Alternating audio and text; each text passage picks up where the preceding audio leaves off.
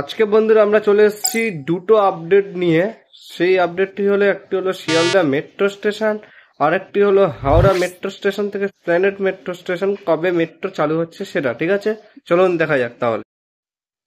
প্রথম যে আপডেটটা সেটা হচ্ছে আমাদের কলকাতা মেট্রোর যে শিয়ালদা থেকে সেক্টর 5 পর্যন্ত চলে, ওটার ট্রায়াল হচ্ছে।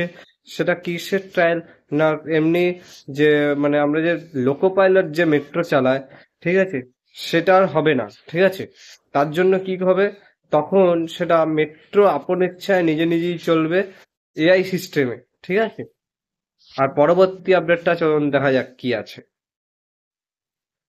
পরবর্তী যে আপডেটটা রয়েছে সেটা হচ্ছে হাওড়া থেকে চলবে মেট্রো এই মাসেই। হাওড়া থেকে প্ল্যানেট পর্যন্ত চলবে মেট্রো। মোদি কিন্তু আসলে আসতে পারে যে মেট্রো স্টেশনে এবং মেট্রোতে সফর করতে পারে প্রথম। ঠিক আছে, আর নেক্সট যে খবরটা রয়েছে 6 থেকে 7 তারিখের মধ্যে মেট্রোটা চালু হয়ে যেতে পারে কথা চলছে। আর এই ভিডিওটা যদি আপনাদের কোথাও যদি মনেতে একটু ভালো লেগে থাকে, অবশ্যই ভিডিওটিতে একটা লাইক করবেন, ভিডিওটা শেয়ার করবেন, আর চ্যানেলটিকে অবশ্যই সাবস্ক্রাইব করে দেবেন, তাহলে কিন্তু এরকম নতুন নতুন ভিডিও সবার আগে পাওয়ার জন্য।